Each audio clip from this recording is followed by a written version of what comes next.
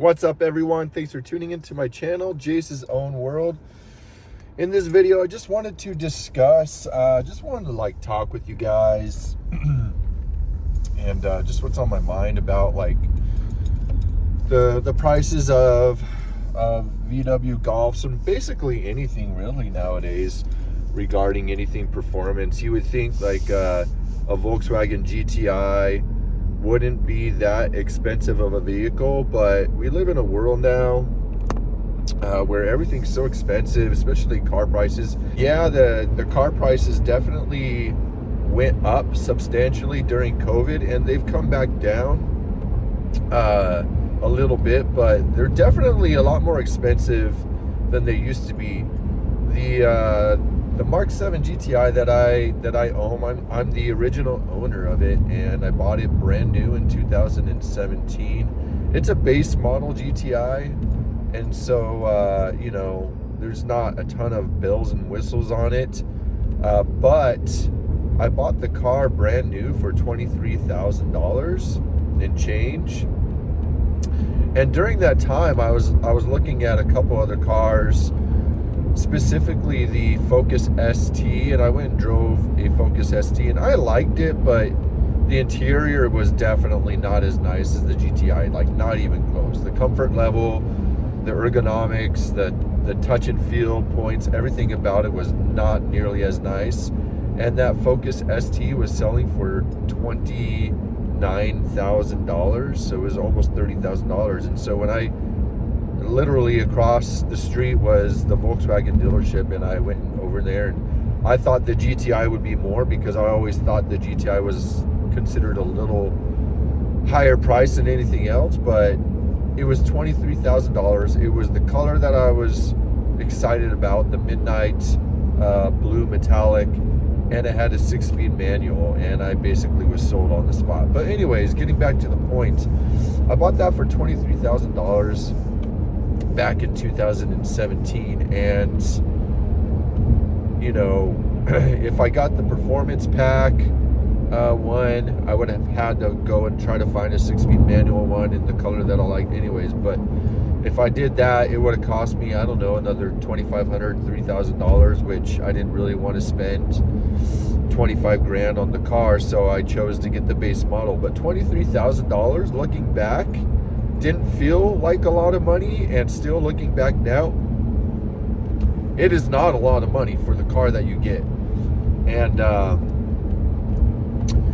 nowadays, you know, even with the Mark 7.5s, the prices went up a little bit, but when the Mark 8 came out, the prices for a base model GTI just kind of went a little bit crazy, in my opinion.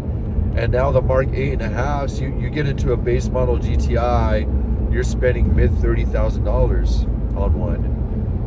So I understand inflation is a thing, and 2017 was 8 years ago, but COVID really messed up the whole prices on cars, and we all know that. But without getting into that, I will say that with my Mark 7 GTI, the base model didn't come with a lot of stuff that the base model GTIs come with now. Like the Mark 8s and the 8.5s definitely come with a lot more stuff as far as creature comforts, nicer screens, you know, it just feels more premium, I guess. But then also a lot of the performance stuff, you get the nicer brakes, you get the factory limited slip differential with the base models now. So I understand that all of that stuff like brings the price of the vehicle up. But $35,000 is a lot for a GTI, guys. And it's not just the GTI or the Volkswagen market that is a little bit crazy. It's everything. You look at a Civic Si or a Civic Type R. I mean, we all know that Civic Type Rs were selling for $60,000, $70,000, which is just nuts to me. But even a Civic Si with a smaller motor, way less potential as far as tuning is concerned, and way less potential even as a stock car compared to a stock GTI, that car is also quite expensive. You're knocking on, I think, $30,000 for a Civic Si nowadays. And back in the day, I think they were even just as expensive as the Mark 7s or the Mark 7.5s, and you're getting way less potential out of them. We just live in a world now where everything is so expensive, and it's just crazy to me. So I wanted to, just make this quick video just to like talk with you guys, because it's on my mind. I'm like, if I was a buyer right now, if I was someone that was looking to get into a car, let's say I was looking into getting a Volkswagen GTI, did I want to go the new route or even a Mark 8 route where I'm going to have a warranty, but I'm going to have to pay a premium price for that? Is that worth it? And then I look at the Mark 7 and 7.5s. I would say the Mark 7.5s are better than the Mark 7 because I think they look better, first of all, but also they come with a few more performance items like the brakes and like a nicer screen, and I think you might have gotten an LSD with the base model, but anyways,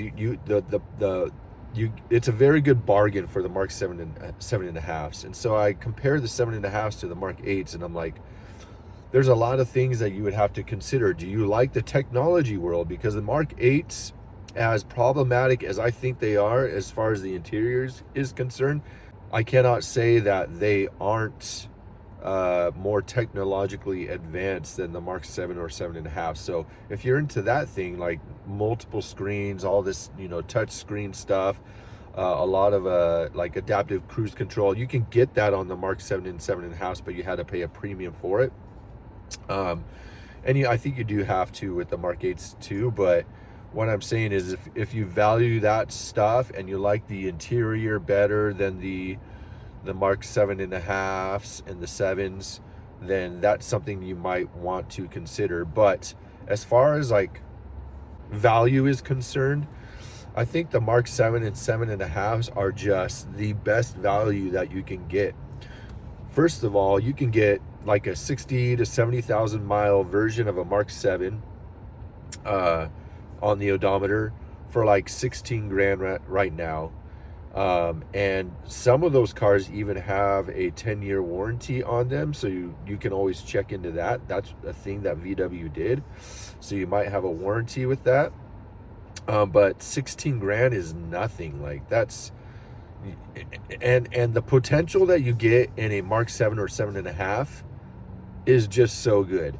Yes, as a stock car, the Mark 8 and the 8.5s are a much better performing platform than the Mark 7 and 7.5s. But once you start modifying the Mark 7 or 7.5s, the potential is so high that you really don't need any more than that. Yeah, you're going to get more power out of a Mark 8 GTI with a simple flash tune than you would in a Mark 7 or 7.5. It's because there's some differences in the engine. The turbo is different, stuff like that. But that's not saying that the Mark 7 and 7.5s are not capable. With the flash tune, the Mark 7 and 7.5s on just the IS-20 turbo are super fun. I would say for the average person, the average buyer, they don't need more than that for a front wheel drive car. If you get the performance pack, you got the limited slip differential in the front, driving both wheels in the front, and you're gonna have low 300 wheel horsepower with a high 300 or even low 400 wheel torque GTI with just a stage 2 flash. It's just crazy. Stage 2 flash and some bolt-ons. It's not anything to to guess snicker about, because they're very, very, very potent when you tune them, and everybody knows this. You guys know this if you're watching this video. So my point is are you looking for something that's going to perform better than, in my opinion, if you want bang for buck, get the Mark 7 and 7.5. Excuse me. Look into a good example that fits your criteria, like low mileage, not modded, the way it looks, or anything like that, right? Unmolested, I guess, in a sense. Or do you want to spend another $10,000 to $15,000 on a newer GTI, a Mark 8, and then even more on a Mark 8.5, because you get a warranty with it? Well, guess what? If you want to mod it, your warranty is going to expire. So it's just one of those things. And also, even if you're not getting into like a Volkswagen product, you look at other cars, what are available. You got the Civic Type R, the Civic Si, you got the Elantra N, you got the Integra Type S.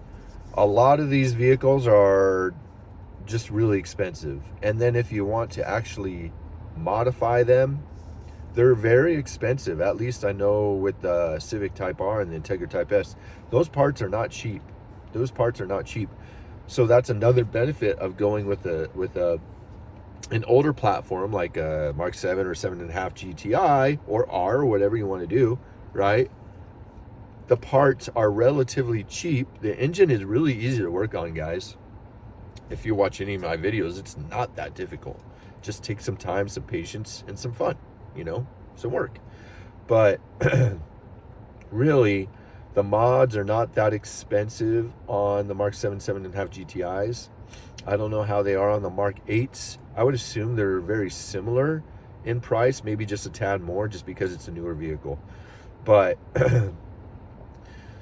the Mark 7 and the 7.5 is such a good platform for someone to get into if they want something that's not only decently reliable. Yes, you're going to have to fix things, you're going to have to work on things, especially if you start modding the car. But it gets great fuel economy. I could get up to 42 miles per gallon if I'm out of boost on a freeway going on a road trip. It's pretty awesome with a 350 wheel horsepower car. Pretty awesome. Everything is really good. It looks good. It looks decently modern. It hasn't like aged so badly that it just looks yucky, like ugh, you don't want to see it. No, they look really good. And there's so many different parts to choose from, all sorts of stuff. And it's just a good platform. So I was just thinking, I'm going to make this video to share this with you guys. If you were looking into getting a car, I highly recommend the Mark 7, 7.5 GTIs. But also remember that if you do start modding them, you're going to have to work on them. You're going to have to be like, okay, if I don't want to work on it myself, I'm going to have to pay someone. And, labor rates are not cheap nowadays. So you're going to have to put some money aside for that if you're not going to work on your own vehicle. So I highly recommend you working on your own vehicle, because you not only create a bond with your own vehicle doing that, but you also get to learn a lot of things here and there. And you could even make a YouTube channel about it like I have, which is pretty cool. So, but yeah, and if it's not a Volkswagen, look into something like a Focus ST, an older Focus ST, Fiesta STs. They're pretty awesome. Older Civic SIs. I'm not like banging any other brands or anything like that, but I'm just saying, the Mark 7 and 7.5 GTIs are so good. They're so potent. They have already proven themselves to be crazy sleepers and super fun hot hatches out there. And they're so cheap. They're so cheap nowadays that why not? It's not a huge gamble to get into it. So I just wanted to talk to you about, what would I do? And if it was me, if I didn't have the Mark 7 GTI already and I was looking for something fun, but I didn't have a ton of money and I didn't want to like make crazy monthly payments, I would 100% look into a Mark 7 or 7.5 GTI. And personally, I would look into something that had the performance pack, which came with the bigger brakes and the front ELSD, so that I didn't have to upgrade those in the future. Because on the used market, you know, it's such a better bargain than buying new like I did, where you have to pay for the packages and you're like, well, I didn't really want this and this and this and this, so I'm not going to choose that. But now I'm not going to have the LSD and the bigger brakes which I wanted. So now when I'm, you know, modding it, I purchase the better brakes and I get the Wave Track LSD, which I'm going to be doing here real soon. So and that all costs money, right? So yeah, if it was me, I would look into the Mark 7 7.5 GTI, probably with the Mark 7.5, because the EA 888.3 engine has been out for a while. It's just a little better, a little more reliable, and you're going to have lower mileage, but they are a little more expensive. So if you're getting into a Mark 7.5 GTI, you're going to have to pay another $3,000, $5,000, $7,000 on top of what a Mark 7 GTI is going for. So just consider that too. But yeah, I wanted to share that with you. I think newer cars are awesome, but I think there's just too much technology. You don't really need it. The great thing about the Mark 7.5 GTI and the 7s is it has a wonderful mix of technology. You got your touchscreen, your backup camera, your Apple CarPlay, and if you chose to get like adaptive cruise control and sensors on the outside for like motion and stuff, or lane assist, stuff like that, then you can do that. But as a base model, you get the Apple CarPlay, you get the touchscreen, you get the backup camera, you get all the stuff that you really need. But then at the same time, you have all the buttons that are touch, and they're really, really good feeling. And it's just a wonderful mix of analog and electronic. It's not overly electronic like the Mark 8, which is the biggest gripe about it. So especially, you know, on my end, it's just too much. It's just too much. And so it takes the analog feel out of the car. And, you know, as a driver, I want to have that analog feel. So that's the great thing about the Mark 7 and the 7.5s, because they're pretty much the same thing, just despite a few, you know, little differences here and there. But that's what I love about it. So I would definitely pick that car instead of a Mark 8 with the warranty or whatever, because knowing me, I would just tune the car right away anyways and just void the warranty. So yeah, I want to know what you guys think about the whole market situation, the new cars and stuff like that. Do you like the new cars? Would you be willing to pick a Mark 8 or an 8.5 over a Mark 7 7.5 if you were willing to buy right now, if you were looking? What other car would you be looking at in the process? And so yeah, I just want to leave that there, and thanks for watching, guys, and I'll talk to you next time. All right, peace.